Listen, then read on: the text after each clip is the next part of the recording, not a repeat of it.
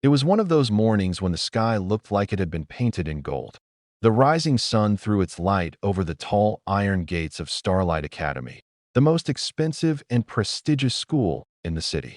Every morning, luxury cars lined up in front of the massive white building, cars so shiny they mirrored the clouds above. Chauffeurs opened doors, designer shoes stepped out, and children with polished smiles and perfect uniforms walked confidently into a world that was built for the wealthy. But among those expensive cars, one stood out, not because it was fancy, but because it wasn't. It was a small, old van that rattled whenever it stopped. From it stepped a woman wearing a simple gray uniform and a warm smile. Her name was Martha Johnson. Martha was a black maid in her mid-40s. Her hands were calloused from years of cleaning, her eyes kind but tired. Yet, there was something about her, a strength, a dignity, that made people notice her even when she said nothing.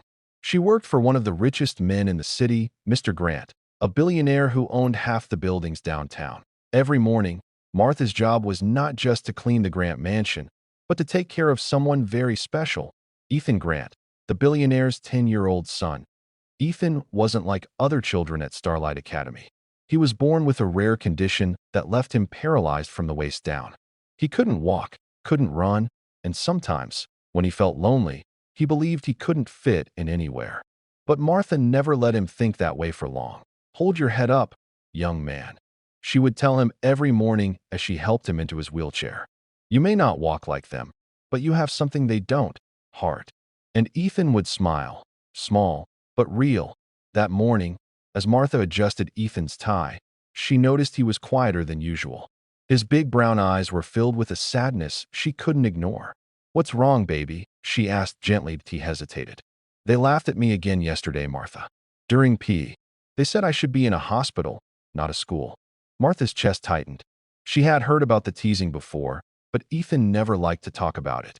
She brushed his hair softly and said, "You listen to me, Ethan. You're not less than anyone in that school. You're brave, you're kind, and one day, those same kids will wish they had your strength."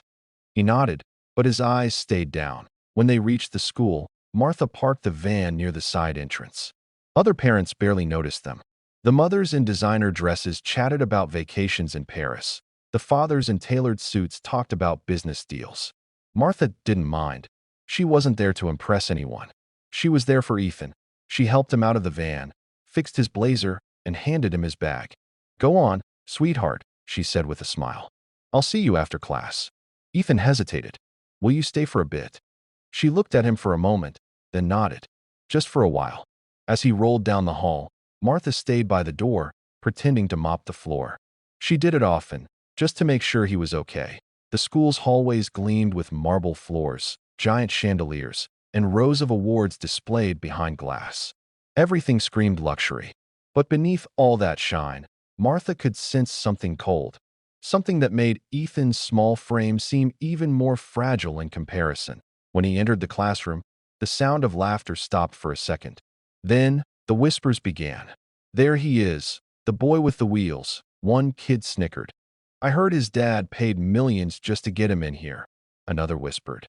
"And his maid still feeds him like a baby," someone else added, loud enough for Ethan to hear. Ethan froze, his fingers tightening on the wheels of his chair. He tried to ignore them. He always tried.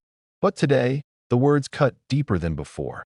"Hey, Wheels," shouted Lucas, the principal's son. He was tall, confident, and cruel in the way only a spoiled child can be. "Bet your maid wipes your nose too." The whole class burst into laughter. Ethan's eyes filled with tears. He wanted to disappear. He wanted to scream. But all he did was bow his head. Outside the door, Martha heard every word. Her heart stopped. She had been sweeping quietly, but now her hands trembled on the mop handle. She wanted to believe she had heard wrong, that no child could be so cruel. But then she heard it again. "Guess what, guys? Maybe his maid can teach him how to walk." The laughter that followed hit her like thunder. For a moment, Martha couldn't move.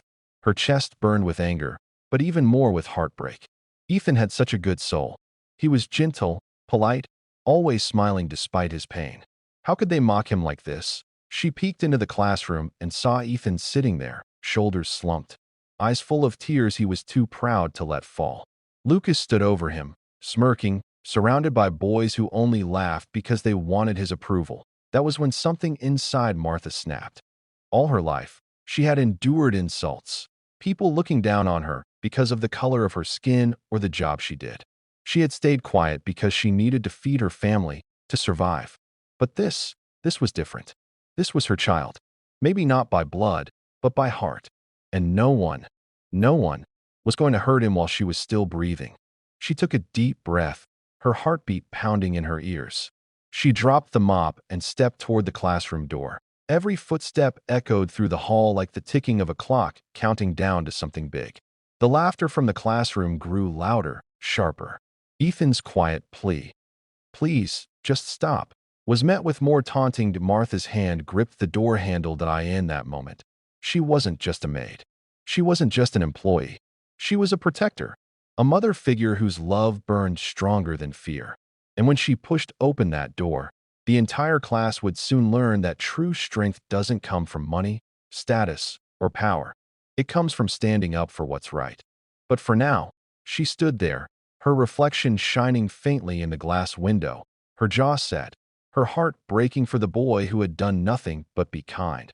That was the morning everything changed. Because that was the morning when a simple maid decided that silence was no longer an option, and that courage, no matter where it comes from, can shake even the walls of the richest school in the world. The next day, the sun shone brightly over Starlight Academy, but for Ethan, it felt like there was no light left in his world. The laughter from yesterday still echoed in his ears. He didn't tell his father what had happened. He never did. His father was always too busy, too distracted by meetings and phone calls. But Martha knew. She saw it in his eyes, in the way he avoided looking in the mirror that morning. She tried to cheer him up. "Come on now, Ethan," she said softly as she packed his lunch. "I made your favorite today, grilled cheese and apple slices." He forced a small smile. "Thanks, Martha." When they reached school, Martha reminded him, "You're stronger than you think, baby. Don't let anyone make you forget that." Ethan nodded, but his hands trembled slightly as he pushed the wheels of his chair toward the school entrance. The marble floor seemed colder today, the whispers sharper. Students passed him without a glance, some pretending not to see him, others looking at him with pity. By lunchtime, he found his usual corner in the cafeteria, a quiet spot near the window.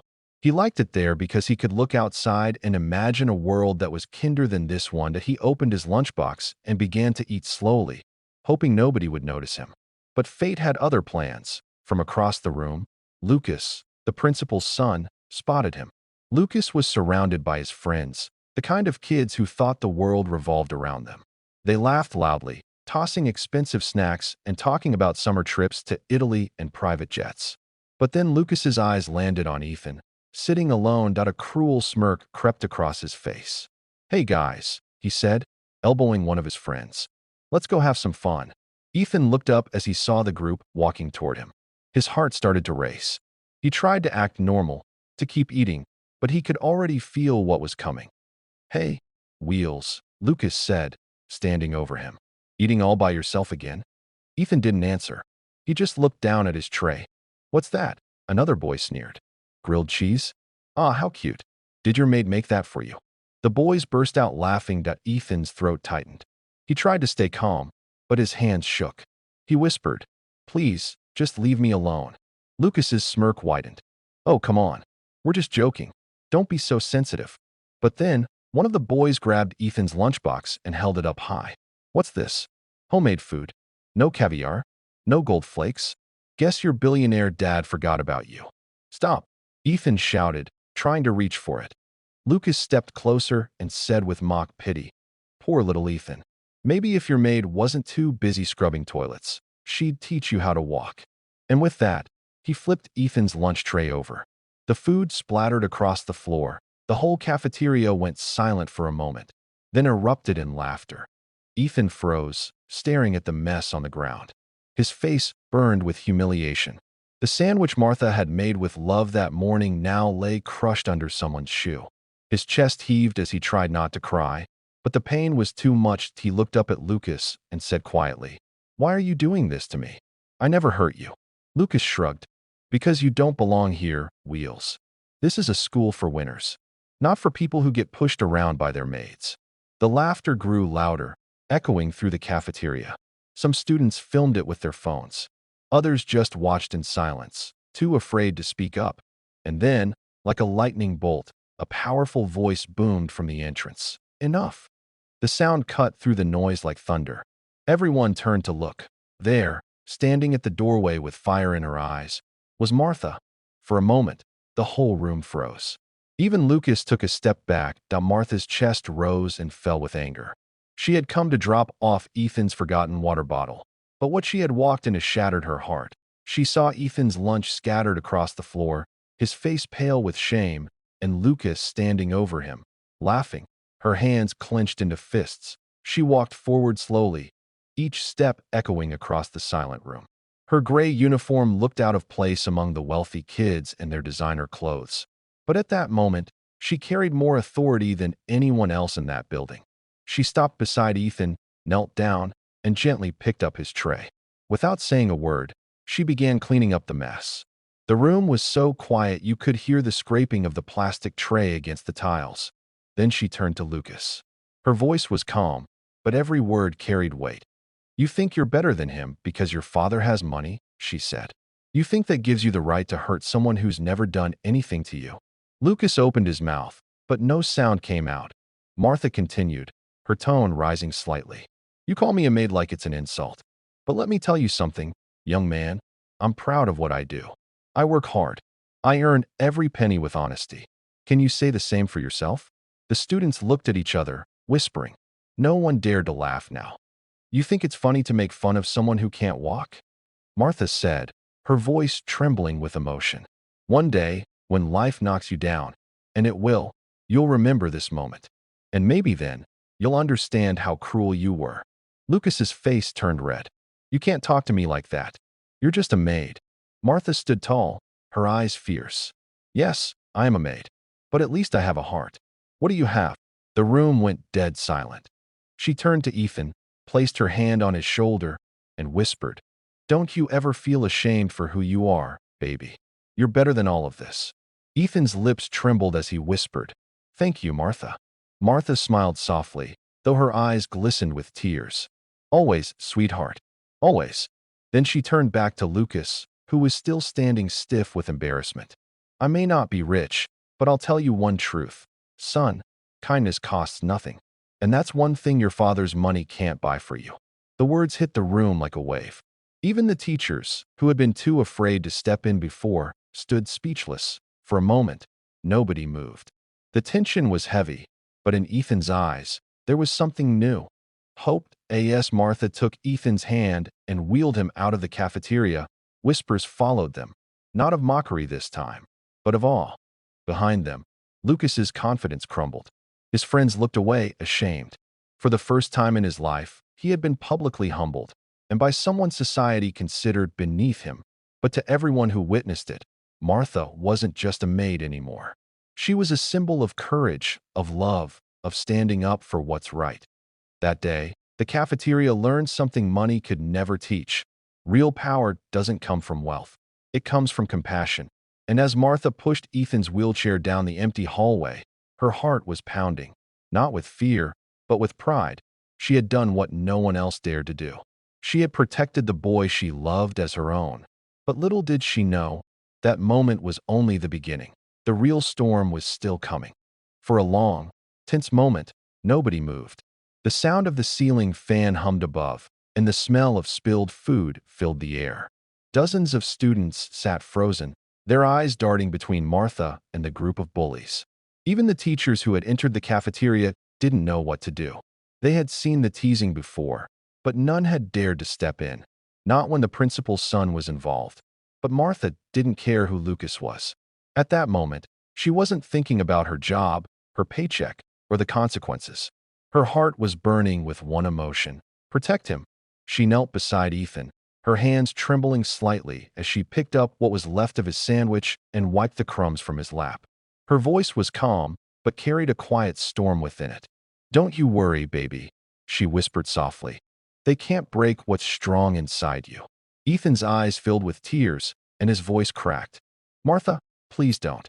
They'll just make fun of you too." Martha smiled gently and placed a hand on his shoulder. Let them try. Then she stood up. When she rose, it felt like the entire cafeteria held its breath. Her uniform might have been plain, but the way she stood made her look like a queen. Her eyes locked on Lucas, and for the first time, the confident boy looked uncertain. Lucas, she said quietly, you think you're strong because everyone around you laughs at your jokes. But strength isn't about how loud you are or how many people you can make feel small. Real strength comes from kindness. Lucas crossed his arms and tried to sound confident, but his voice wavered slightly. You shouldn't be here. You're just a maid. Go clean something. A few kids snickered, but their laughter faded quickly when Martha took a step forward.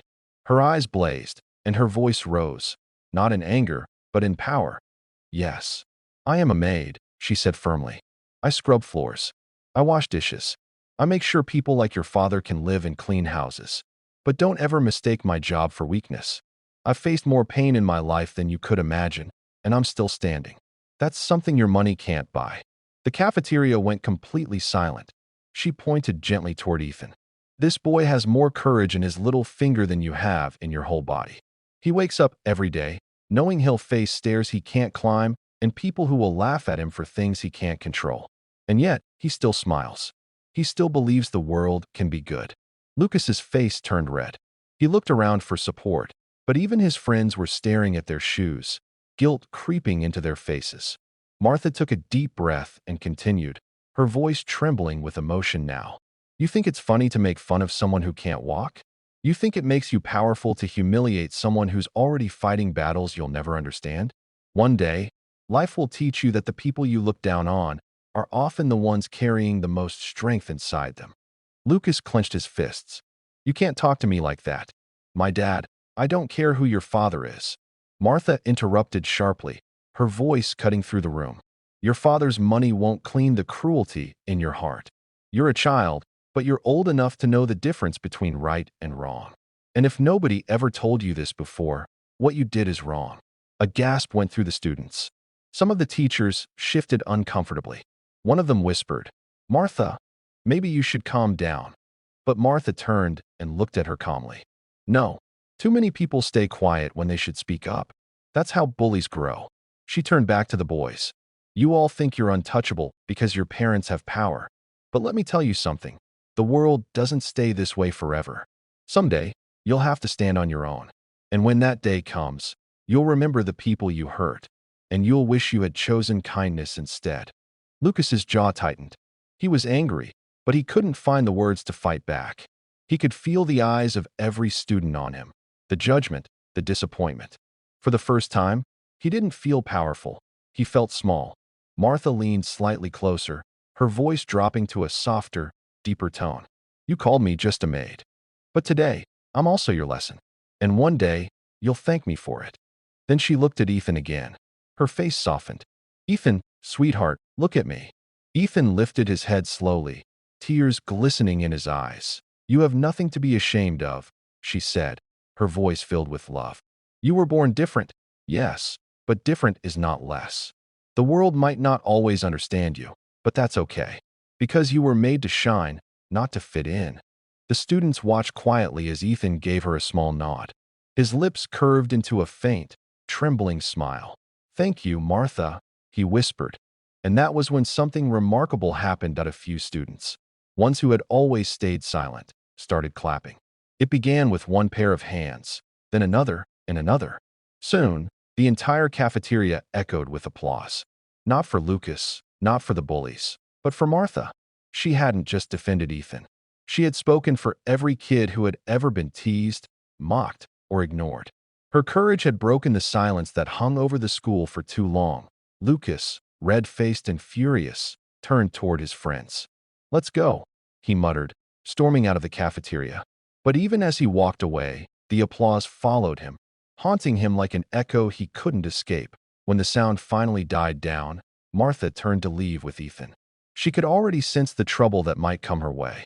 Confronting the principal's son in front of everyone wasn't something people easily forgot. But she didn't regret a single word. As they reached the hallway, Ethan looked up at her. They're going to be mad at you, aren't they? Martha smiled faintly. Maybe. But sometimes, Doing the right thing makes the wrong people angry. Ethan laughed softly for the first time in days. You're the bravest person I know. She looked at him tenderly. No, baby. The bravest person I know is sitting in that chair, still smiling after everything they did to him. The two of them continued down the corridor, one small boy in a wheelchair and one woman in a gray maid's uniform. Yet, in that moment, they looked like giants. Behind them, students whispered, teachers exchanged glances, and the principal's voice echoed faintly in the distance, calling for Lucas. But Martha didn't turn back. She had said what needed to be said. She knew consequences would come, perhaps a suspension, maybe even losing her job. But none of that mattered. What mattered was that Ethan knew he wasn't alone. That day, in a school built for the rich and powerful, a humble maid had reminded everyone what real power truly looked like. It wasn't moneyed, it wasn't famed, it was the courage to stand up when everyone else stayed silent. And though she didn't know it yet, her act of bravery would soon shake the entire foundation of Starlight Academy and the billionaire himself. The air in the cafeteria had barely settled when the whispers began. Within minutes, what had happened between Martha and the bullies spread through the entire school like wildfire. By the end of the day, everyone had heard the story. The maid who had stormed into Starlight Academy and publicly humiliated the principal's son.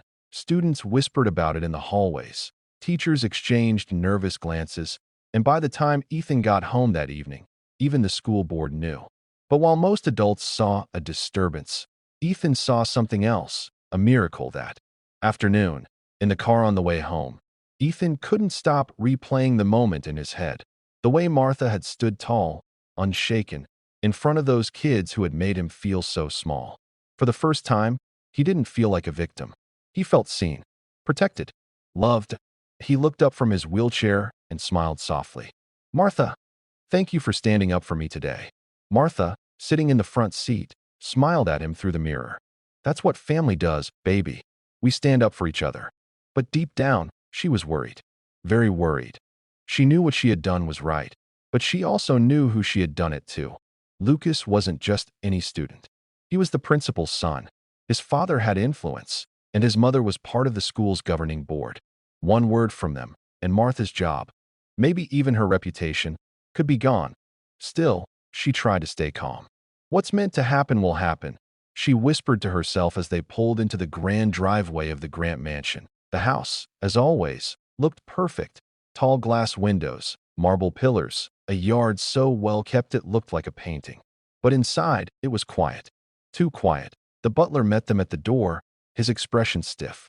Mr. Grant would like to see you both in his office, he said, avoiding Martha's eyes. Martha's heart sank.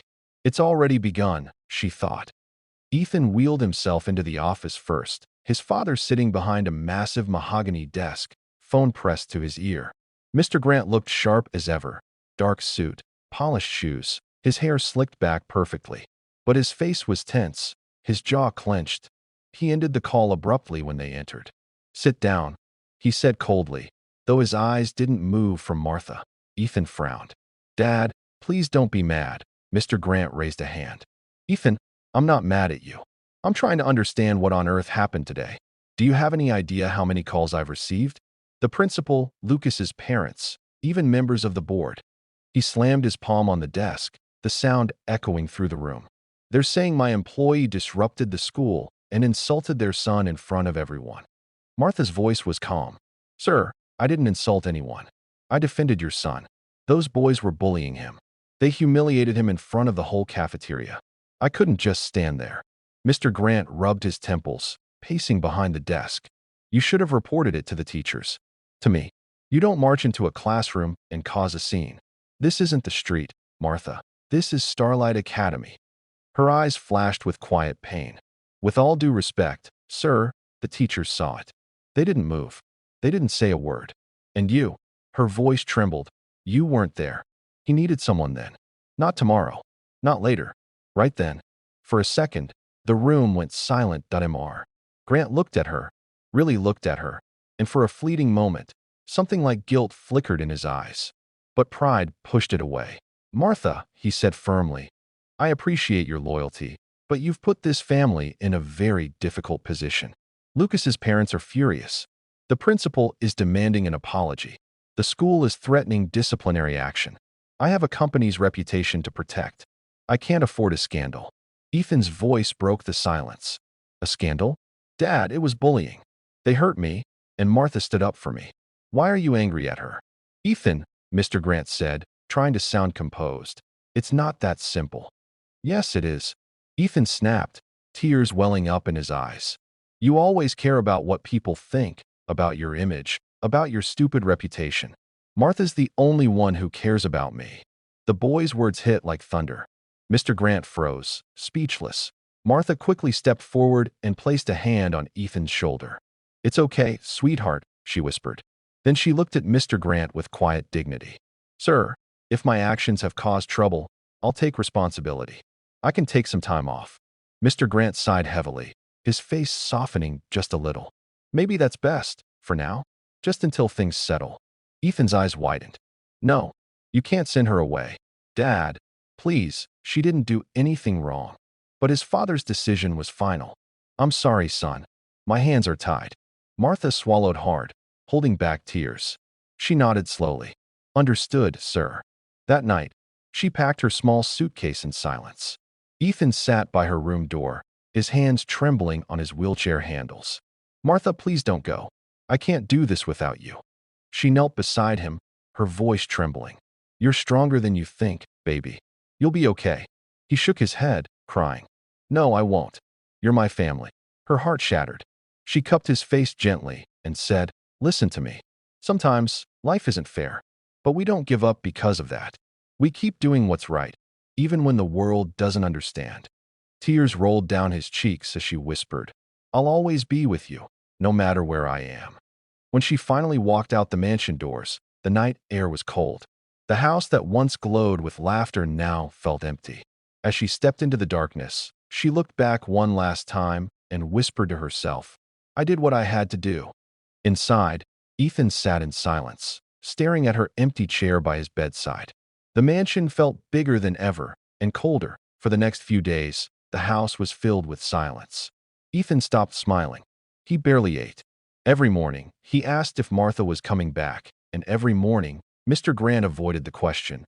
But while he tried to bury his guilt, the world outside was starting to notice. Someone had recorded the cafeteria incident. The video spread across social media like wildfire, the clip of a maid defending a disabled boy against rich bullies. Within hours, people were calling her a hero. Comments flooded in. Bless this woman. She's more of a teacher than anyone at that school. Money can't buy the kind of heart she has. News outlets began picking up the story. The Grant name was suddenly everywhere, but not in the way Mr. Grant had wanted. And one evening, as he sat alone in his study, scrolling through the video, something changed. He saw Martha, standing tall in that gray uniform, her voice trembling but strong, her eyes fierce with love.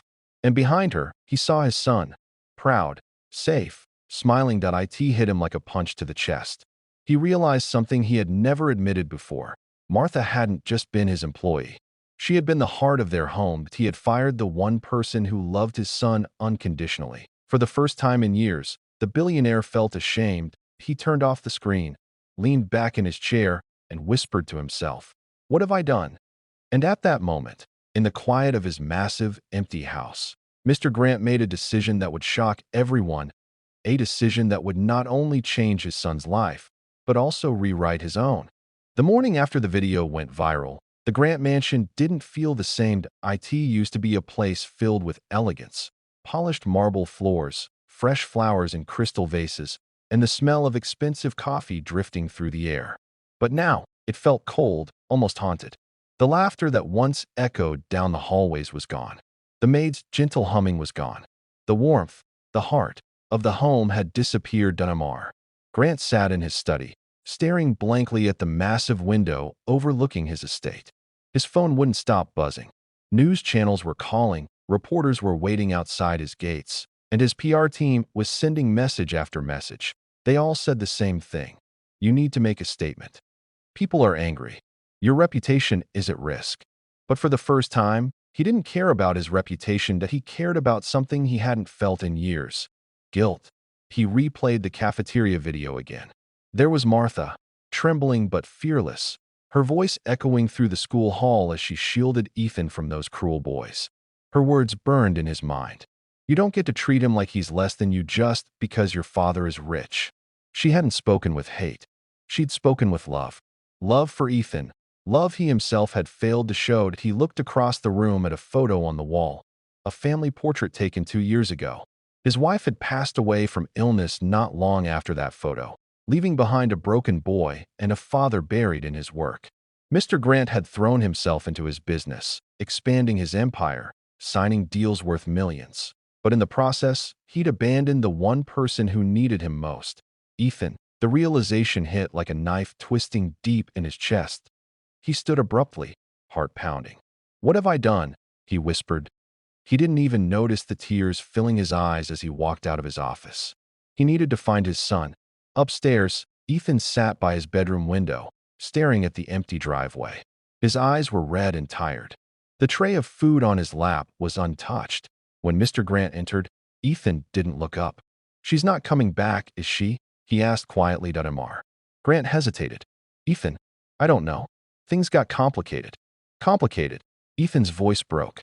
She defended me, Dad. She's the only person who ever stood up for me. And you fired her for it. I didn't fire her, Mr. Grant said quickly, though the words felt hollow.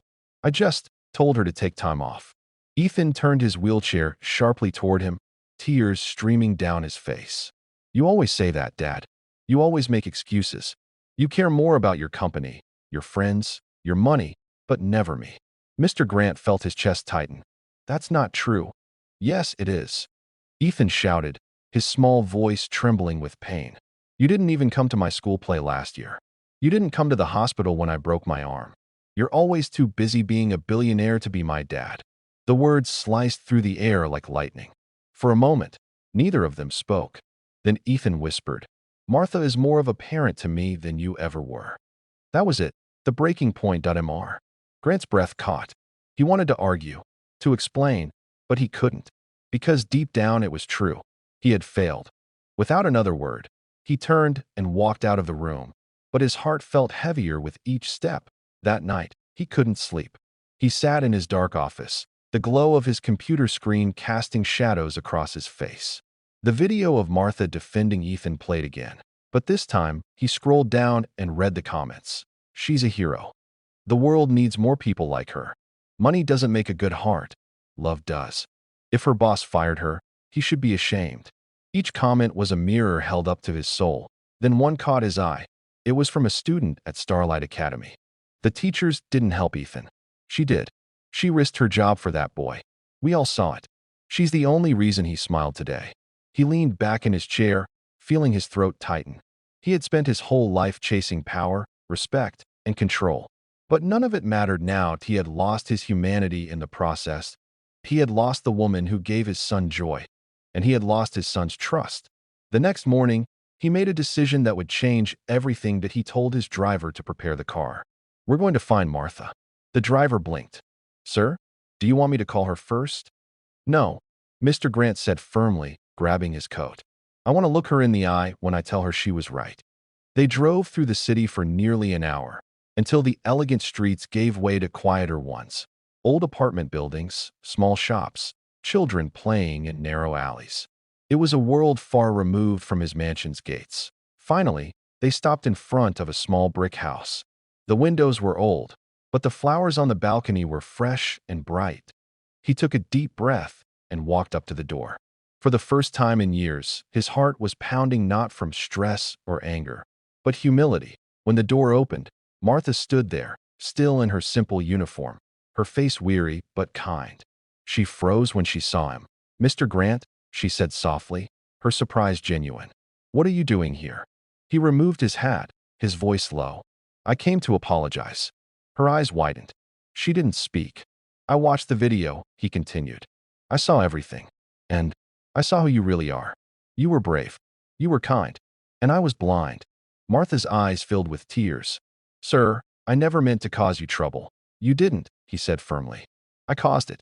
I was so busy protecting my image that I forgot to protect my son. You did what I should have done. He paused, swallowing hard.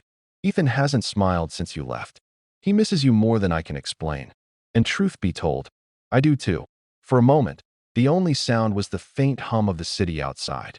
Then, with trembling hands, Martha wiped her eyes. Sir, she said softly, I didn't stand up for Ethan because of money or status.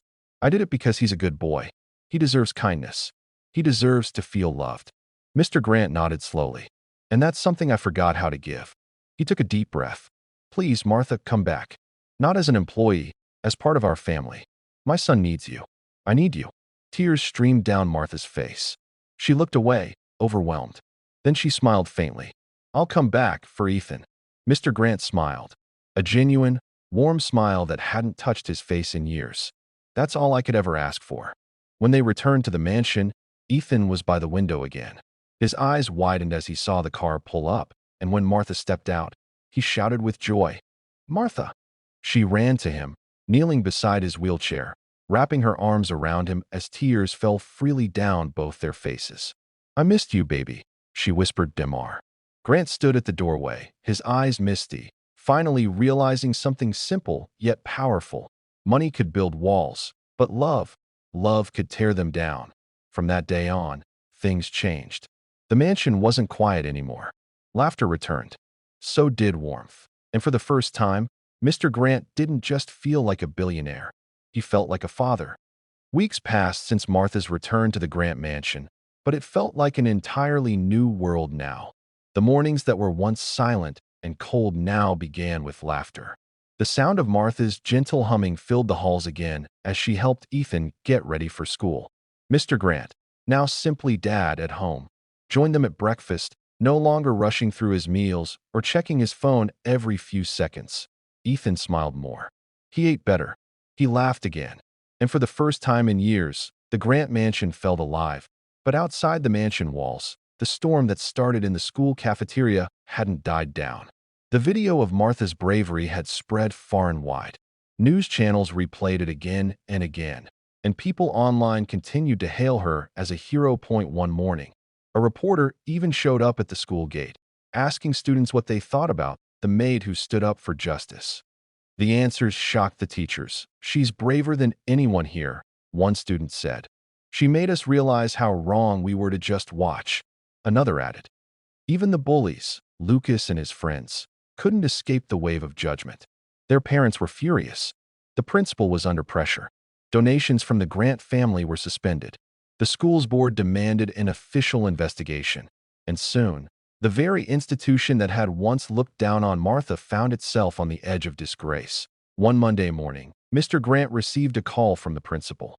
Mr. Grant, the principal said nervously, We'd like to invite you and your son back to school. There's something we'd like to discuss in person. Mr. Grant paused. His voice was calm but firm. I'll only return if Martha is welcome too.